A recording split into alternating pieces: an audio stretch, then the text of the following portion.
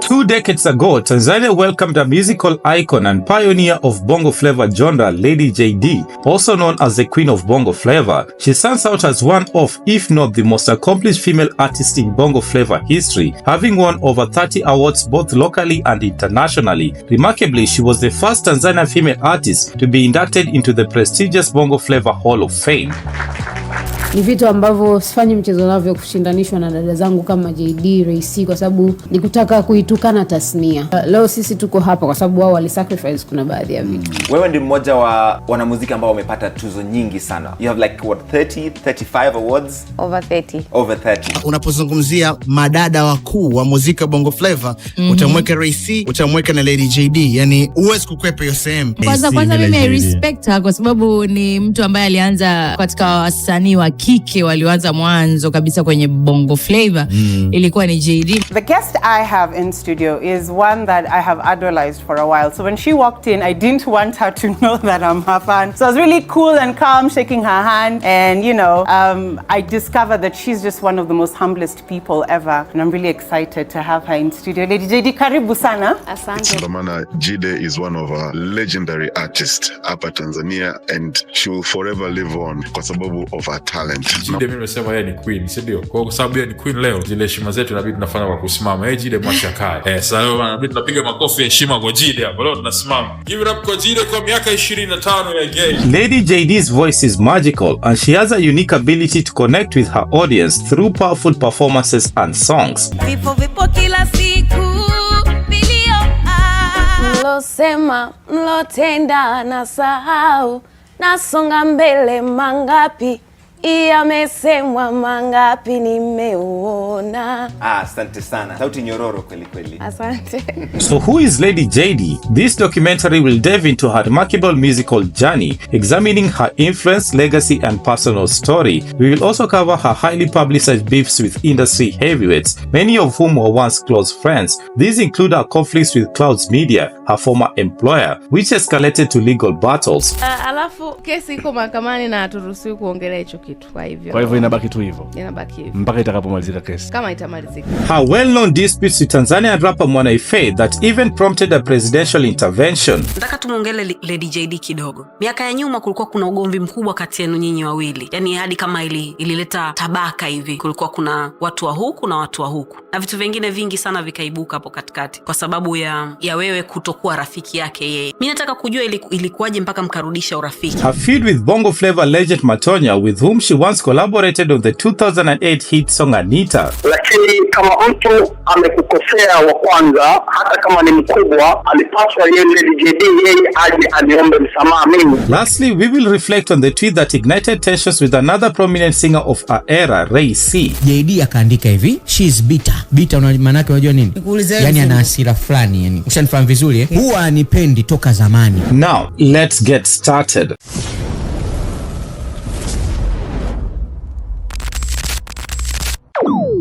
Judith Wambura Mbimbo, widely recognized by her stage name Lady Jaydee, was born in 1979 in Shinyanga, Tanzania, as one of 10 siblings in a humble family. Her parents, Lamek and Martha Mbimbo, instill strong values of discipline and faith in their children. As dedicated Seventh-day Adventists, they ensure their family attended church every Saturday, and Lady Jaydee even participated in the Pathfinders program during her childhood. Familia yetu ni familia ya dini, tumelelewa kwenye maadili ya kisabato, tumekulia kanisani na nidhamu. Familia ya aina hiyo. Mimi nilikuwa naimba kwaya kanisani. Nilishiriki pia kwenye vikundi vya Pathfinder kanisani kwetu tangu na miaka 7. Yaani nilikuwa naweza kusimama mbele ya kanisa nikaongoza watu, nikaimbisha, watu wakaimba. Lakini sikuwa najua kama, unajua ukiwa mdogo huwezi kujua kama labda ni kipaji. Mimi nikawa naona tu ni kitu ambacho napenda. Kwa hiyo nikawa nafanya tu for fun. Lakini ndio baadaye unapokuwa mkubwa sasa ndio unajua kwamba hiki ni kitu ambacho naweza nikakifanya kikawa ni kazi au biashara. In 4th grade, Lady Jaydee relocated to Dar es Salaam, where her passion for music blossomed.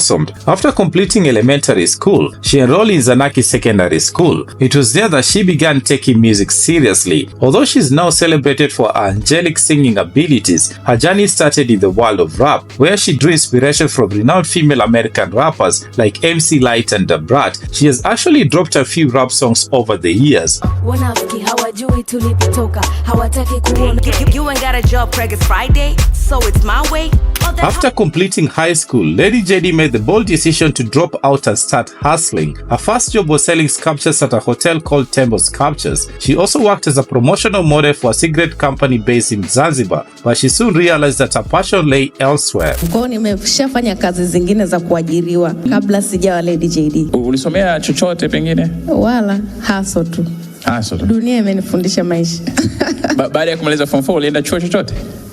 It wasn't long before Clouds Media, the leading radio station in Tanzania at the time, recognized her potential. Despite her lack of formal media experience, they hired her as a presenter, drawn in by her captivating voice and keen ear for music. While at Clouds FM, Lady Jaydee entered a radio rap contest and emerged victorious. This win granted her the chance to record a song at MJ Records, a studio owned by the legendary Tanzania producer Master J. It was here that she recorded her first song, Sema Unachotaka, marking her official entry to the music scene as a rapper. In 1999, following the death of Tanzania's founding president Julius Nyerere, several artists including Lady Jaydee came together to create a tribute song. Her performance of the chorus caught the attention of Master J, who encouraged her to shift focus from rap to singing, a decision that will ultimately shape her legacy in the Bongo Flava genre. From that point onward, she never looked back, fully embracing her identity as a vocalist. Hiyo redio walikuwa na mashindano ya kurap kama sijakosea, na Lady Jaydee ndo akashinda. Baada ya kushinda, one of the prize, yani zawadi ilikuwa ni kurekodi bure kwenye studio MJ Records. So mara ya kwanza mimi nakutana na Jaydee ilikuwa baada ya kushinda hilo shindano ambalo lilikuwa limeandaliwa na hiyo redio, na alikuja kama a hip hop artist. Lady Jaydee's first single after transitioning to singing was Nakupenda, released in early 2000. It quickly became a hit, reaching #1 on various radio stations across Tanzania. Building on that success, she followed up with another popular track, Mpenzi Wangu, featuring D-Rob. The success of these songs motivated her to leave her radio job and fully commit to her music career. This decision paid off when she released the hit song Machozi, a track she wrote after going through a breakup.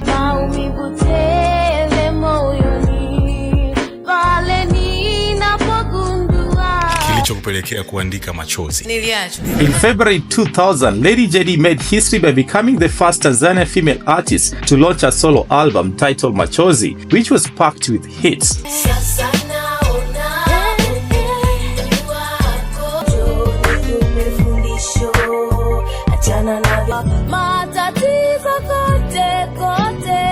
The Machozi album became one of the fastest selling and best selling albums in Bongo Flava history, with estimated sales exceeding 1 million copies. Remarkable, especially considering this was in the early 2000s, long before the digital era took over. After the success of her album Machozi, Lady Jaydee embarked on a nationwide tour. As the top female artist at the time, her shows were always sold out, drawing fans from every corner of the country. To enhance her performances, she formed her own band, the Machozi Band, which accompanied her during her tours.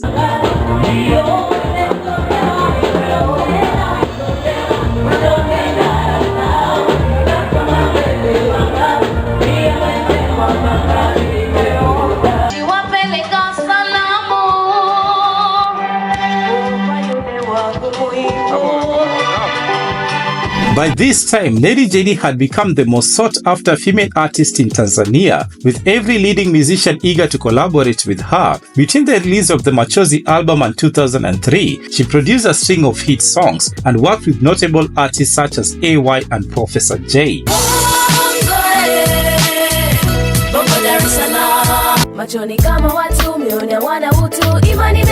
In early 2003, Lady Jaydee made waves with two particularly controversial songs. The first, Usiseme Moyo, which was seen as a direct and emotional response to personal struggles and public scrutiny she was facing at the time, particularly regarding rumors about her marriage and private life.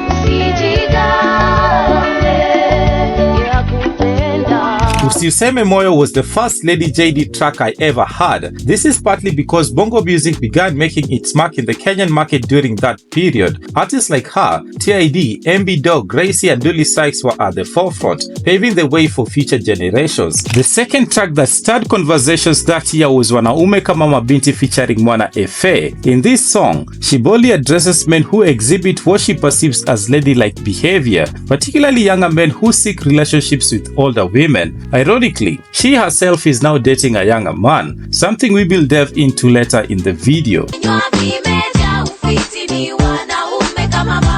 In the same year, 2003, Lady Jaydee released her second album, Binti. This album features several standout tracks, including the lead single Usiseme Moyo and the hit Wanaume Kama Mabinti. In addition to these popular songs, the album also includes gems like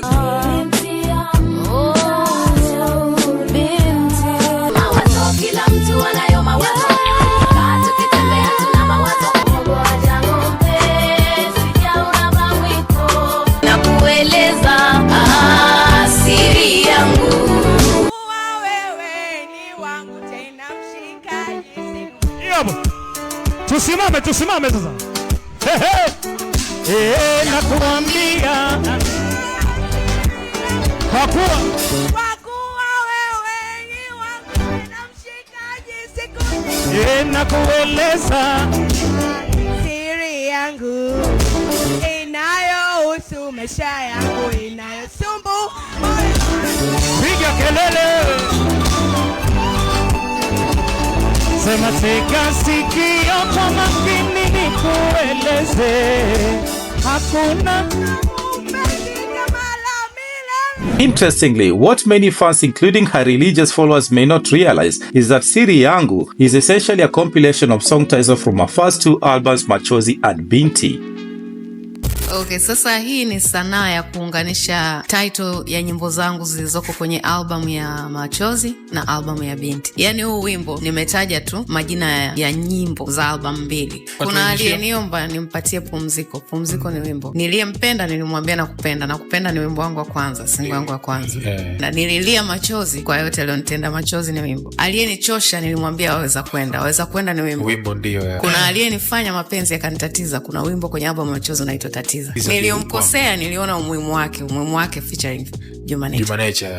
Nasisitiza kuwa na penzi la milele na wimbo unaitwa Penzi la Milele uko kwenye album ya Asubuhi ya FB. Hii ni sanaa. Her songwriting skills are truly remarkable. The year 2004 was a relatively quiet one for her musically, but 2005 brought a resurgence as she released her third album, Moto, which became one of her most successful projects. This album featured a stellar lineup of collaborations with standout hits that include Distance, a song in which she sings in 7 languages: Kiswahili, English, Zulu, French, Chinyarwanda, and Chiganda, showcasing her versatility and global appeal. Another highlight from the album was Understanding, featuring the legendary bongo artist TID, which remains one of my favorite East African collaborations of all time. What I need from you is understanding. Nachotaka toka kwako maelewano, ugomvi kila siku na maneno, nimechoka. Nataka maelewano. Shida yangu si chakula wala shida sio pesa. Mapenzi yako wapi? Some other notable tracks from the Moto album include Pesa kuna, chakula hakuna. Moto ni ule ule, mapenzi yale yale. That same year, she also collaborated with Professor J on the hit song Nimeamini.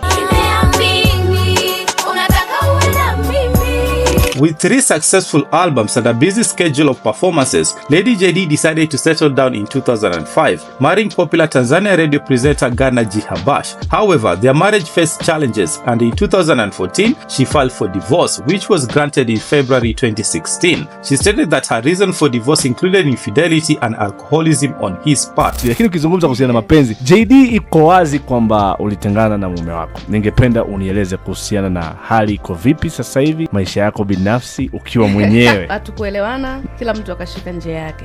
Ni kitu cha kawaida tu. Huwezi kulazimisha kitu ambacho hakiwezi kukua. Kuna Mkenya ambaye ilimpita. Mwambie sababu mbili tu ambao zilipelekea mkaachana. Cheating, ulevi wa kupindukia, na nilikuwa naona kama mimi ndo nafanya kazi zaidi kuliko yeye. A few months after divorce, Lady Jaydee began a new chapter in her personal life, dating Nigerian musician and producer Chibuike Mwanegbo, popularly known as Spicy. The two met in South Africa and quickly fell in love. Tulikutana katika mazingira kama hayo kwa sababu wote ni wanamuziki, kwa hiyo tumekutana katika mazingira ya muziki. hapa Tanzania ama Nigeria? Nje ya nchi. So hiki ambacho tunakisikia ni kweli kwamba you guys ni couple? He can answer that question. Like, are you dating? Yeah, we're dating. Yeah, we are. Enough about love story, let's get back to music. Fast forward to 2007. That year, Lady Jaydee released her 4th album Shukrani with the hit Siku Hazigani as the lead single. Mlosema, mlotenda na sahau, nasonga mbele mangapi, yamesemwa mangapi nimeona. Nadhani amyajali maumivu yangu moyoni. Other standout tracks from the album include Sahau kuhusu mwili, nimeshakupa nuru ya kweli, penzi la ndoa imeingia. In 2008, she collaborated with Matonya on the popular song Anita, which became a fan favorite.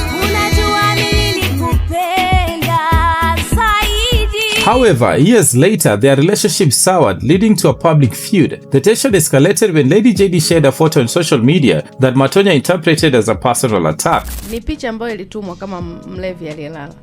Kwa hiyo kuandika jina la mtu. Alijieleza kwamba hakuwa amelewa, ilikuwa ni video shoot. Basi sasa kwa nini amepanic kama ni video? Tusubiri tu video itoke.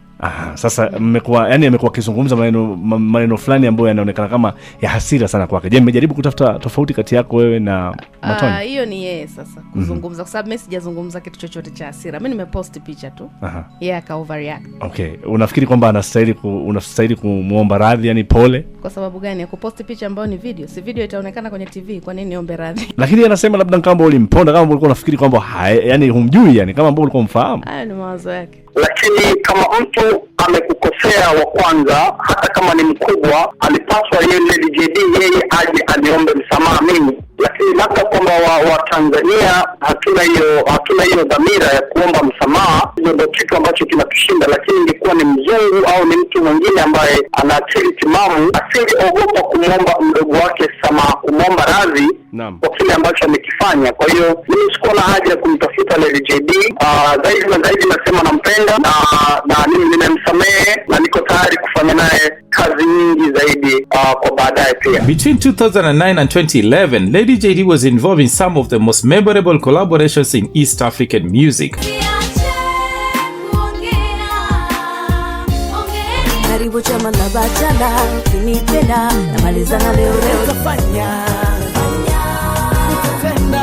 In 2012, Lady Jaydee continued to solidify her status in the music industry with the release of 3 major hits: Natamani Kuwa Malaika, Mimi Ni Mimi featuring the legendary Oliver Mtukudzi, and Yahaya.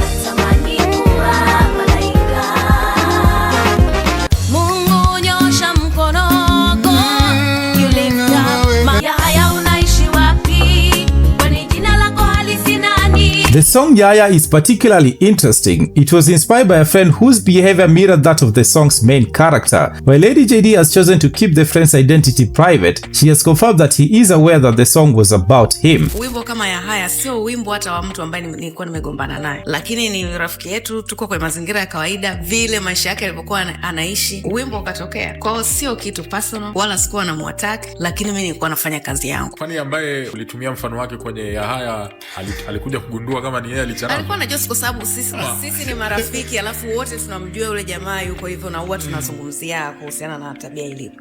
Kwa hiyo ikitokea watu wote kwenye group wakaanza kukucheka au kukuambia ni wewe, si utajua. Also in 2012, Lady Jaydee celebrated a remarkable musical journey by releasing her 5th album titled Ya 5 Best of Lady Jaydee. This album is just a compilation of her greatest hits, showcasing the songs that defined her illustrious career. It features fan favorites such as Machozi, Distance, Understanding, Siku Hazigani, and Wanaume Kama Mabinti. The following year, 2013, was a roller coaster for her, marked by both triumphs and challenges. On the upbeat side, she released her 6th album titled Nothing But the Truth, which included tracks like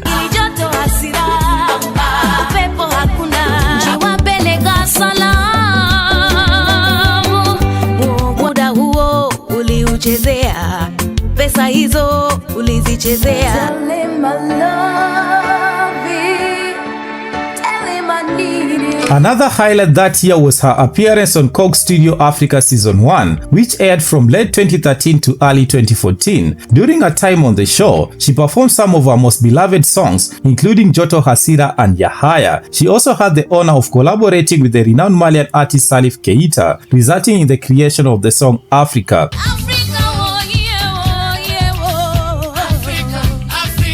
However, 2013 also brought turmoil for Lady Jaydee, as a former employer, Clouds Media, filed a defamation case against her. The case stemmed from remarks she made on a blog post titled "My Wish Will I Die Before Ruge and Joe Kusaga," in which she expressed that if she died, Ruge and Joe, co-founders of Cloud Media, should not attend her funeral.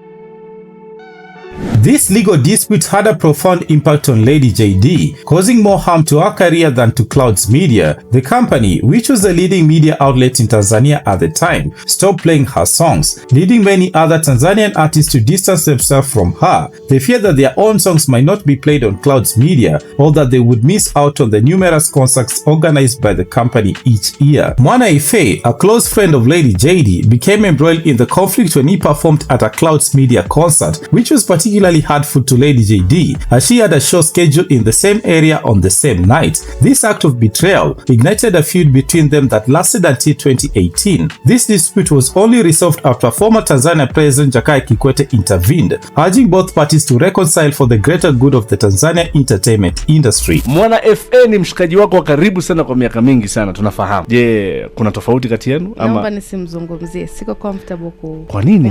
Kwa nini? Alikukosea?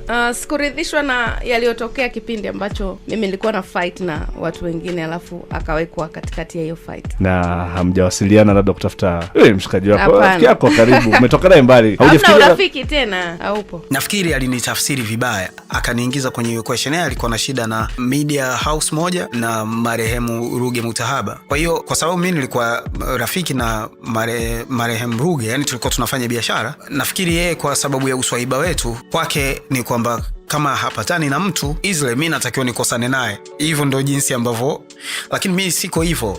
So pengine alitafsiri vibaya kwamba urafiki wangu na Mruge ilikuwa ni una vitu vinatengenezwa against yeye na vitu kama hivyo. So kukawa na show tulikuwa tumepanga show, tarehe zikaanguka mahali tofauti, sehemu ni tofauti lakini tarehe ikaanguka moja, unaona. Kwa hiyo Mruge akasema, bwana sikiza nikwambie, huu mji una watu milioni 6. Wewe unajua watu wangapi wanaenda kwenye sherehe, kwenye starehe kila siku? Yeye anaweza kujaza, this is good for business. Yeye anaweza kujaza sehemu yake, wewe unaweza kujaza sehemu yako. Kwa nini ichukuliwe kwamba wewe ukifanya onyesho lako unafanya kwa sababu ya kuzuia la kwake? Wewe tufanye tu hiki kitu, why not? Tutajaribu kusettle baadaye, and it's good for business. Unajua hizo controversies wakaenda sasa, lakini ika run out of proportion, ika ugomvi mkubwa, na ugomvi ukachukua miaka kadhaa. Kwa sababu hiyo wanakumbuka ilikuwa 2013. Si tumesort shida zetu 2018, yani umekaa kwa miaka 5 tuongee na nini. Nani alopatanisha? Mheshimiwa JK kati rais. Now, back to the beef between Lady Jaydee and Clouds Media. After 3 years of ongoing legal disputes, Lady Jaydee was ultimately found guilty in 2016 and ordered to apologize to Ruge Mutahaba and Joseph Kusaga. In an interview with The Citizen, Mr. Mutahaba expressed satisfaction with the ruling, stating that they felt justice had been served. It was our prayers from the beginning that the defendant apologizes because the claims she published on a blog were misleading to those we serve and it painted us in a negative picture. He emphasized that the intent behind the lawsuit was not financial gain, but rather to clarify right from wrong in the public eye. Another prominent feud that Lady Jaydee found herself embroiled in was with the iconic Tanzania singer Ray C. In 2023, Lady Jaydee made headlines with a tweet that many interpreted as a subtle jab at Ray C. In the tweet, she expressed gratitude to God for giving her the courage to overcome her struggles without resorting to drugs or placing blame on others. The tweet read, "Nashukuru Mungu alinipa ujasiri wa kukabili mapito yangu bila kuingia kwenye biashara za kula unga na kuanza kulaumu kila mtu. Lord, I thank you." While she did not mention anyone by name, Ray C took to Instagram to respond, emphasizing her resilience despite previous struggles with drug abuse and celebrating accepting a role as a mother. Ray's post was perceived as a veiled reply to Lady Jaydee's tweet. Pamoja na yote niliyoyapitia, Mungu wangu hakusita kuniinua tena na kunipa zawadi juu leo naitwa mama. I thank God. Funzo, Mungu ni wetu sote. In a further retort, Lady Jaydee then commented about not answering sick people. Jaydee kwanza aliandika hivi: najiepusha kujibu wagonjwa. Lolote likitokea nitalaumiwa nimeua watu kwa depression. Naona na mabwana zao wameingilia kunishambulia. Jamani, mimi nilimshukuru Mungu wangu ila sikujua iruhusiwi hadharani. Basi next time nitamshukuru kisirisiri. The feud between Lady Jaydee and Ray has since been resolved and the two are friends again. Hakuna shida, mimi na Ray tuko vizuri. We are good friends. We are sisters actually. In 2014, Lady Jaydee teamed up with a younger brother Dabo to create the song Forever.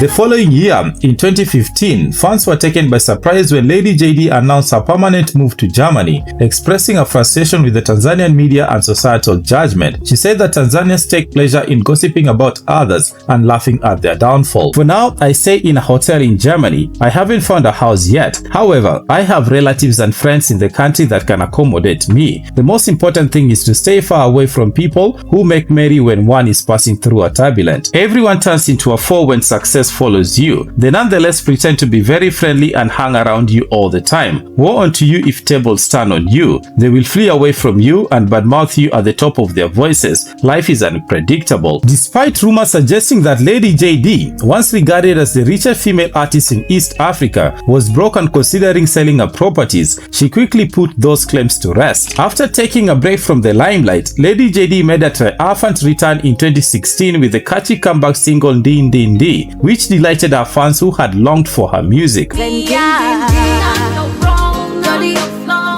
That same year, she released Together Remix, a collaboration with her boyfriend Spicy. It's her most popular song on YouTube. In 2017, Lady Jaydee released her 7th album titled Woman. The album featured hits like Din Din Di and Together Remix, along with other standout tracks including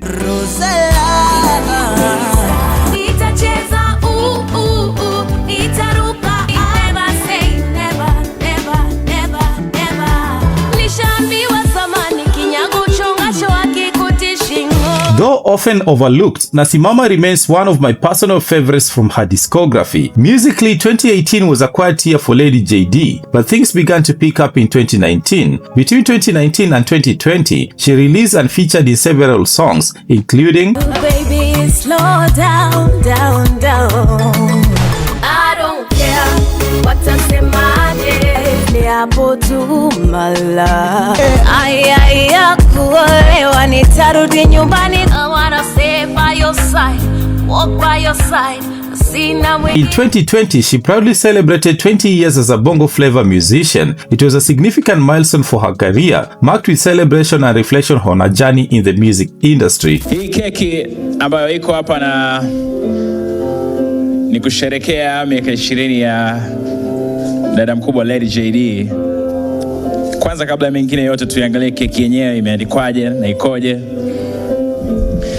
Hapa juu kabisa kuna bango kubwa limeandikwa miaka 20 ya Lady Jaydee. This anniversary was set to coincide with the release of her 8th album titled 20, highlighting her 2-decade journey in the industry. However, as we all remember, 2020 was a tumultuous year. The COVID-19 pandemic brought about widespread curfews and lockdowns, while a general election in Tanzania further complicated her plans, leading her to delay the album's release until 2021. Na sababu hasa za kuita albamu yangu 20 ni kwa sababu nimekaa kwenye tasnia ya muziki kwa muda wa miaka 20, na kipindi ambacho na sherekea miaka 20 imeungana na kutoa albamu nyingine. Nikaona ni vizuri kabisa kuiita 20. Albamu ilikuwa natakiwa itoke mwaka jana 2020, lakini kutokana na sababu ambazo zilikuwa nje ya uwezo, mambo ya uchaguzi na vitu vingine, ikabidi tuisogeze mpaka mwaka huu 2021. Some standout tracks from the 20 album include daga daga ding ding do kupendwa raha bwana, hata mikunjo kunjo kwa sura imeisha. I miss you. Fast forward to 2023 and Lady Jaydee delighted fans with her 9th album Love Centers, a collaborative project with Rama D. This album featured tracks like I love you too. tushavuka mipaka, nimezama kwenye wimbi la mapenzi, sweet love, wapo mbali na wewe.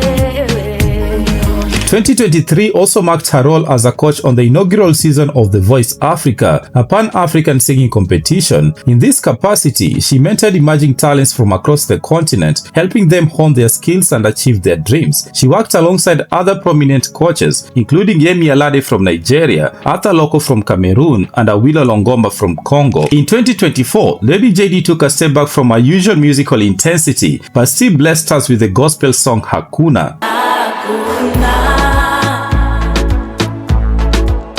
On October 25th of that year, she was honored with an induction into the Bongo Flava Hall of Fame, a testament to her immense contributions to the genre over the last 2 decades. This recognition was complemented by distribution deal she signed with Universal Music East Africa a month later.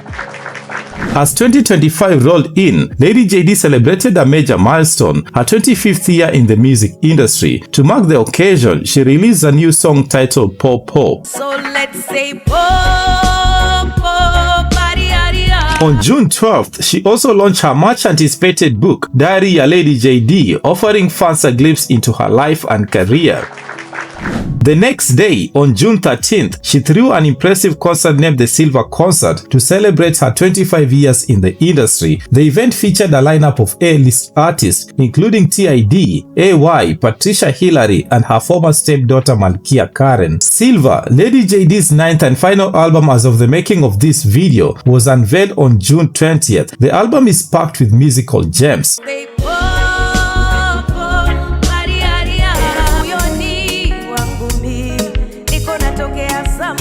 Yet there were things we couldn't touch. Moja, niwaga sina pressure. Lady Jaydee's impressive collection of local, regional, and international awards is so extensive that listing them all would be an exhaustive task. However, many of these accolades can be found detailed in her Wikipedia biography. Definitely worth a look if you are interested. Beyond her music career, Lady Jaydee has dedicated herself to various charitable initiatives and served as a brand ambassador for numerous companies along the way. She is also a successful businesswoman. She owns Nyumbani Lounge, a popular restaurant in Dar es Salaam. In 2010, she ventured into the beverage industry with the launch of Lady Jaydee drinking water. Unfortunately, this product faced challenges when the Tanzania Food and Drug Authority ordered its withdrawal from the market, citing procedural issues regarding the introduction of edible products. Kuna kipindi uko na maji yako hivi lakini hayakufanikiwa kutokana na sababu ambazo zilikuwa nje ya uwezo wangu. Na hujataka kufufua hiyo ndoto ya kuifanya hii happen? Ningependa, lakini ni ngumu sana kushindana na kitu ambacho kina nguvu kuliko wewe. Okay, kwa hivyo mamlaka ambayo ina nguvu kuliko wewe. Kwa hivyo ilishindikana. As we wrap up this video, let's take a moment to celebrate Lady Jaydee's remarkable 25-year journey in the East African music scene. Her story exemplifies resilience, innovation, and cultural impact. She's not just a pioneer of Swahili R&B and Bongo Flava. She stands as a beacon of inspiration for women in a predominantly male industry, encouraging future generations, particularly women, to challenge norms and break barriers. Kitu gani ambacho unakijua kutoka kwa Lady Jaydee na umejifunza kutoka kwake? Kwa kweli kitu ya kwanza kabisa nilichojifunza ni her work ethic. Anajituma sana na ni inspiration kubwa katika sisi wasichana wadogo ambao tunaingia kwenye industry. Anatuonyesha kwamba wasichana tunaweza. Whatever we set our minds to doing, we can. Thank you for joining us on this journey through Lady Jaydee's legacy. If you enjoyed this story, please give it a thumbs up and subscribe for more content. And if you're curious about what happened to another Bongo Flava female icon, Ray C, then that's the next video I recommend. See you soon.